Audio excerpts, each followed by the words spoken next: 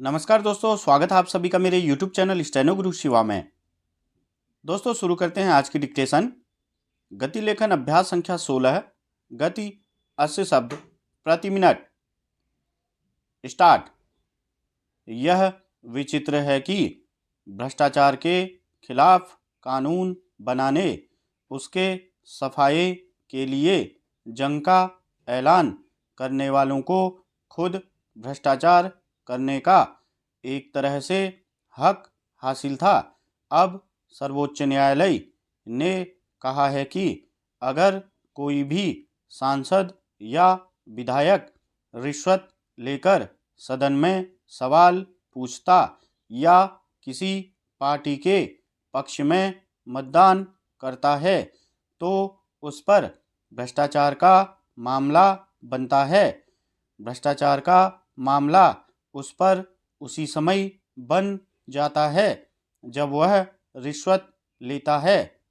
दरअसल अभी तक ऐसा करने वाले विधायक और सांसद ऐसे आरोपों में कानूनी कार्रवाई से इसलिए बचकर निकल जाते रहे हैं कि संविधान के अनुच्छेद 105/194 में कहा गया है कि जनप्रतिनिधियों के सदन में कही गई किसी बात या किए गए किसी आचरण के खिलाफ अदालत में कार्रवाई नहीं हो सकती। सर्वोच्च न्यायालय ने स्पष्ट किया है कि यह अनुच्छेद पूरे सदन की सुरक्षा के मकसद से बनाया गया है, न कि किसी एक जनप्रतिनिधि की सुरक्षा के लिए। नरसिम्हा राव मामले में कुछ सांसदों पर आरोप लगा था कि उन्होंने अविश्वास प्रस्ताव के दौरान रिश्वत लेकर सत्ता पक्ष के लिए मतदान किया। यह आरोप सीबीआई जांच में सिद्ध भी हो गया था, मगर अदालत ने उसमें इसी तर्क से हस्तक्षेप करने से इनकार कर दिया था कि सदन की कार्यवाही के दौरान सांसदों को संवैधानिक सुरक्षा प्राप्त होती है। मगर सर्वोच्च न्यायालय के ताज़ा फैसले से एक नई नज़ीर बनी है।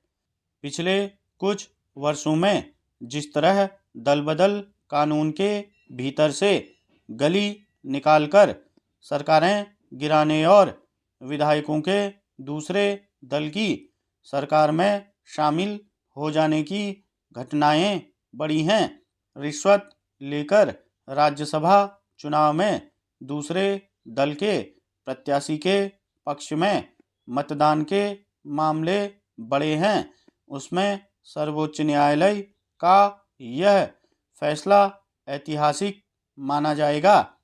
अभी उत्तर प्रदेश और हिमाचल प्रदेश में जिस तरह लाइन लांघकर दूसरे दल के प्रत्याशी के पक्ष में मतदान करने का मामला आया, उसमें भी विधायकों की खरीद फरोख्त के आरोप लग रहे हैं। संबंधित विधायकों के दलों ने उनके खिलाफ अनुशासनात्मक कार्रवाई तो की है, मगर इससे लोकतांत्रिक मूल्यों की शुचिता का भरोसा पैदा नहीं होता। सांसद और विधायक आम लोगों के प्रतिनिधि होते हैं और जब वे रिश्वत लेकर सवाल पूछते या किसी दूसरे दल के समर्थन में उतर आते हैं तो उससे वे सारे मतदाता छले जाते हैं जिन्होंने बहुमत देकर उन्हें सदन में भेजा होता है। महाराष्ट्र, गोवा, बिहार और इससे पहले कर्नाटक, मध्य प्रदेश में चुनी हुई सरकारों को गिरा दिया गया और वहां अल्पमत दलों की सरकारें बन गईं। इससे लोकतांत्रिक प्रक्रिया को गहरी चोट पहुंची। स्टॉप।